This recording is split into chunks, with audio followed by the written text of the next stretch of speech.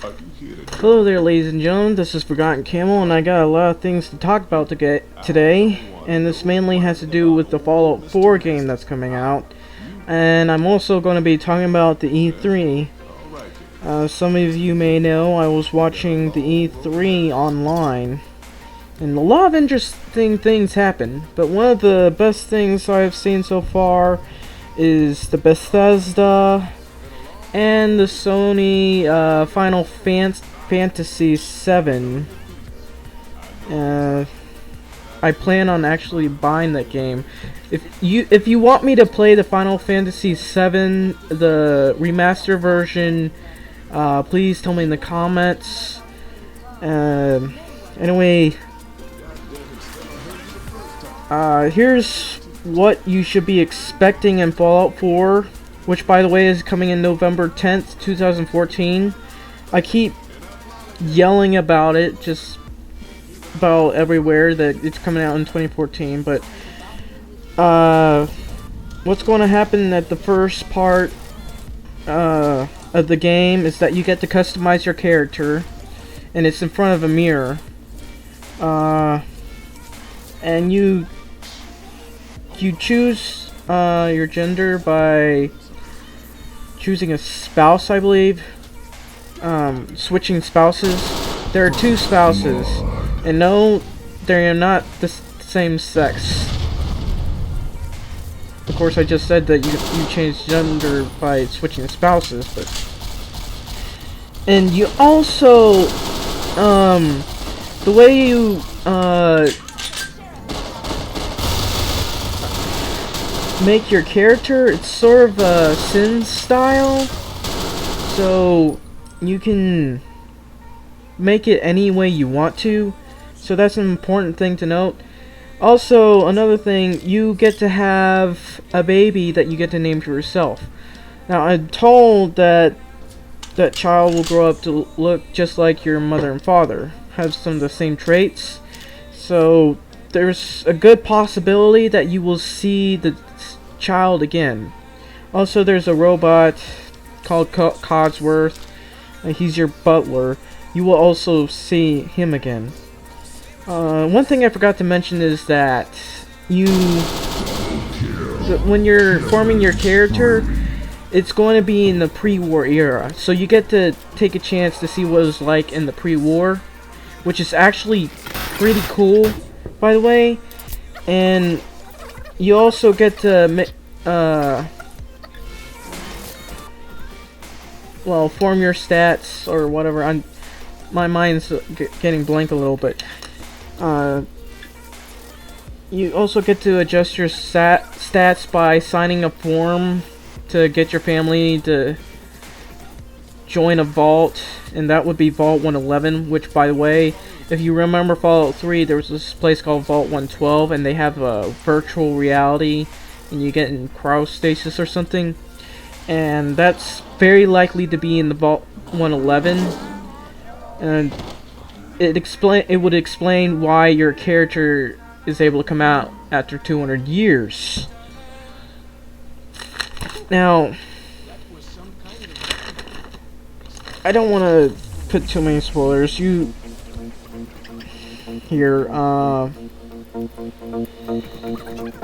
Everyone in the vault is dead. So says Bethesda. You know, everyone in the vault dies, except for you. And I don't think it's the child. You escape the vault with a new and improved Pip-Boy, and you get to meet Codsworth, which somehow wasn't scrapped by any scavengers. But Codsworth is still alive, and you can shoot it if you want. You sick bastards. And also you get to meet a new dog, which for some reason doesn't have a name. So, but if you get to name your dog, I'm going to name it Dog with No Name. Hello, Dog with No Name, go there, go that way. And there's another thing about the dog, you get to command the dog to go from one area to the next.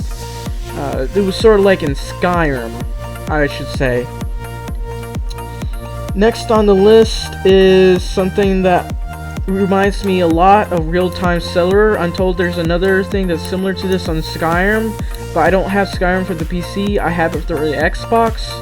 But Real-Time Cellular is a mod on Fallout New Vegas where you get to build your own settlement, and then you also defend it against raiders. That's basically, there's very, very good similarities between that in Fallout 4 and Real-Time Cellular.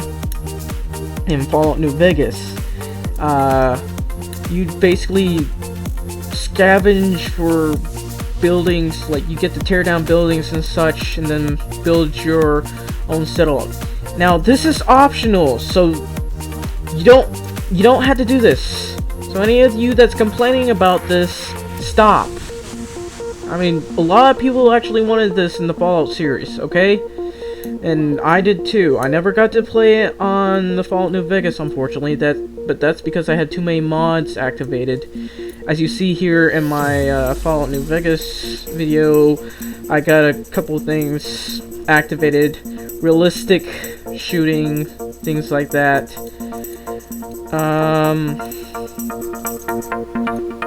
The other thing, bigger cities. You know, more cities, I think, and even bigger cities. Fallout New Vegas, there weren't that many big cities. There really wasn't much to look at the strip.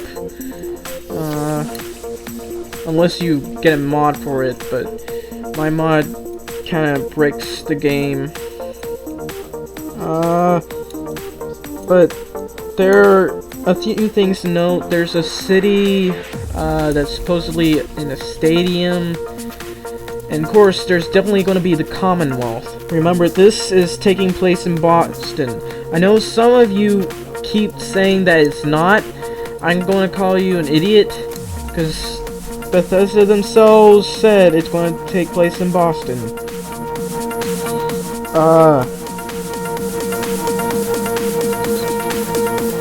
Right, you get to create your own power armor. You customize it, and you get to create other armors as well. And you can, they're all separated, so you can put in a glove and not like a whole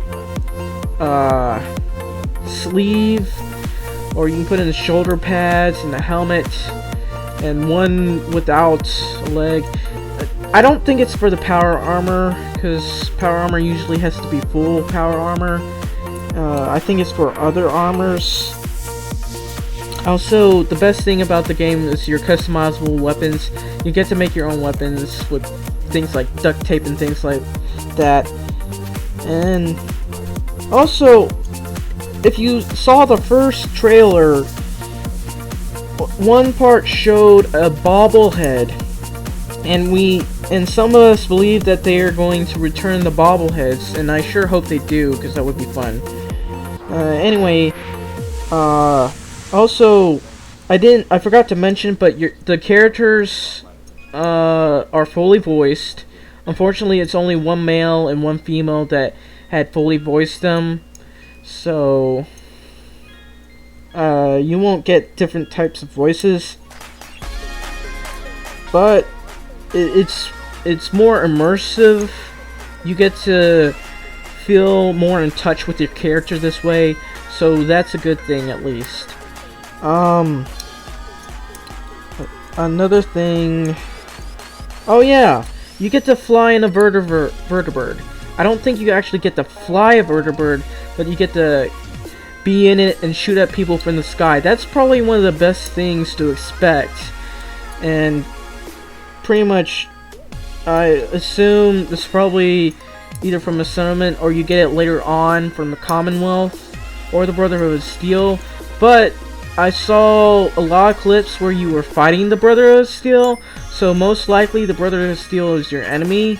And this isn't exactly surprising, because the Commonwealth is extremely advanced and they have a lot of weapons tech and things like that. And the Brotherhood, they think that they should be the only people to carry weapons like that. So that's a very likely reason why you're fighting them. I know I'm forgetting. Okay, seem to have prematurely stopped my recording. So I'm gonna try this again. I know I'm forgetting something. I said I know I'm forgetting something, and then I remembered it's the AI. The AI are definitely much better in this game. The death clause especially, you get to die in several different ways. So that's interesting. It definitely looks to be a lot more difficult than on Fallout New Vegas. I didn't really like Fallout New Vegas too much because it was too easy for me. There were a lot of glitches, but there's always going to be glitches in huge world games. But it was so easy for me to beat my enemies. I didn't really die that much. So the difficulty will be much higher. There are realistic deaths here. You get to watch your dog tear at a mole rat, pretty much. Just pounce on it and get on top of it and tear at it.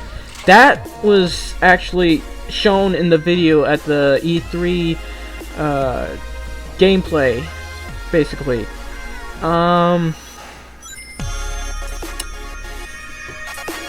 Oh yes, one of the most important things is jetpacks. A lot of times I had to complain because I can't really travel very far very fast, and it got really annoying for me. But with jetpacks, mostly, I guess you can jump over buildings, so there are a lot of ways to get around with the jetpack. And I'm pretty sure that they fixed the game so that you don't break it and get into some main quest building by using a jetpack. So I think that's it. There's definitely a lot to expect from this game. I'm very, very excited. I couldn't really contain my joy when I saw the E3 videos. It was pretty exciting.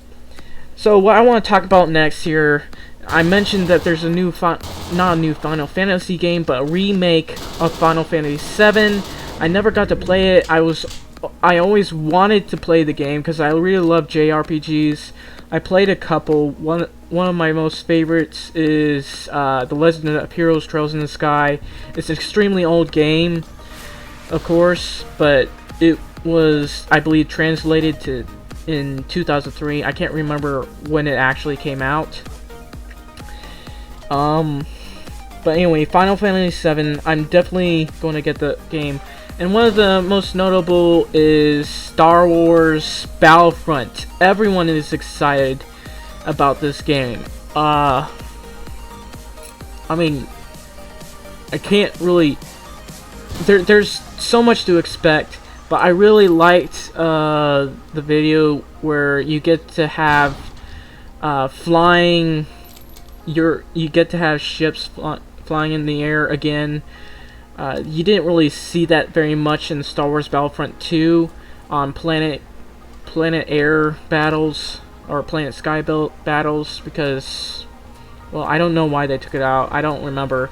I have both games, Star Wars Battlefront 1 and 2, and in my opinion, I like Star Wars Battlefront 1 the best. The problem is they had less maps, but it was still pretty fun.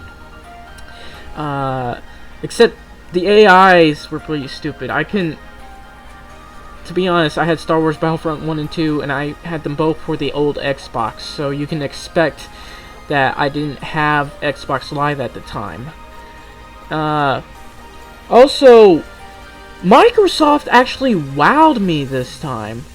You actually get more indie developer games for Xbox One, but that's actually shouldn't be a surprise because Microsoft already does that for the PC, and since they're putting it on the Xbox One for investing in indie developers, I think that's a very smart move. Also, I didn't mention this, but you get to download mods with the Fallout game onto the Xbox One, which is cause reason for me to play the Xbox One again. I haven't played the Xbox One in so long. I've mostly just been watching anime with it, using the Xbox as my entertainment system to watch stuff. Anyway, so the thing that wowed me the most, though, about the Xbox One showcase, it was their HoloLens. I really doubted everything about the HoloLens. I still have some doubts about it. I'm just looking at it in complete disbelief. But the HoloLens was just amazing. It feels like you could see it in science fiction. Well, it's not science fiction anymore. The HoloLens, it works. Expect there to be bugs if you're going to buy it. I'm not going to buy it because there's a very good chance that I won't afford it.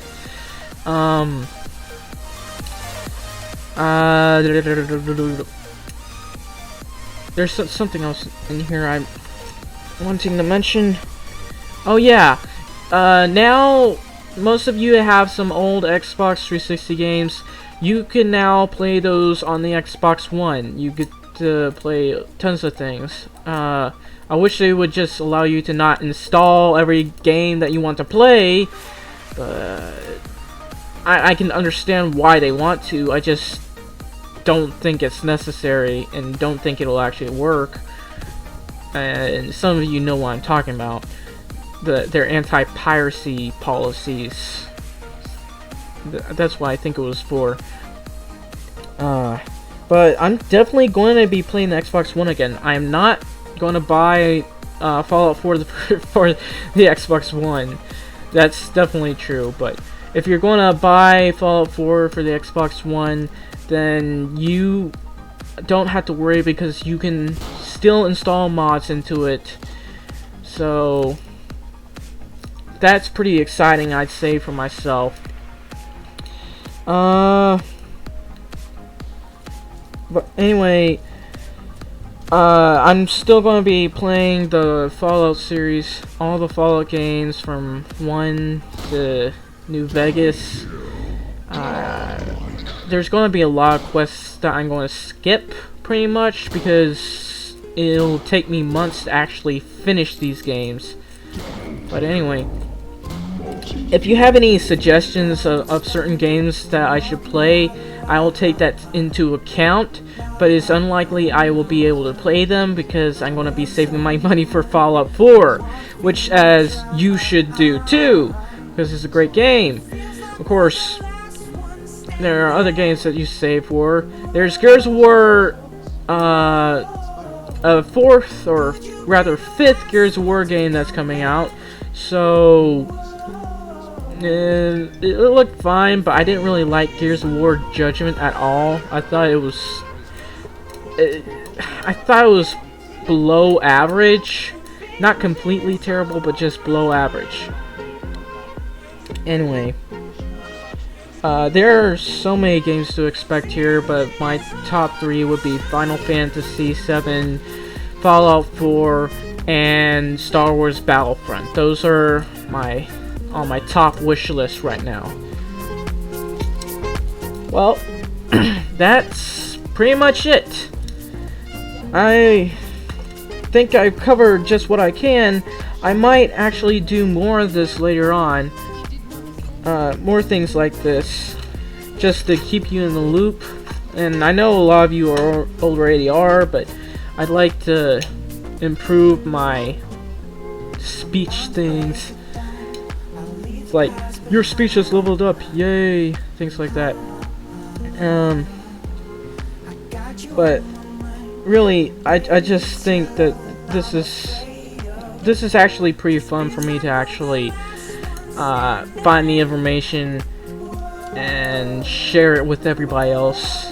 I mean, I love to talk about things, and information is pretty much one of the things I like to learn, like to find a lot. So yeah, I'm going to let you go now if you are still here. So thank you for watching, ladies and gentlemen, and Have a very good day.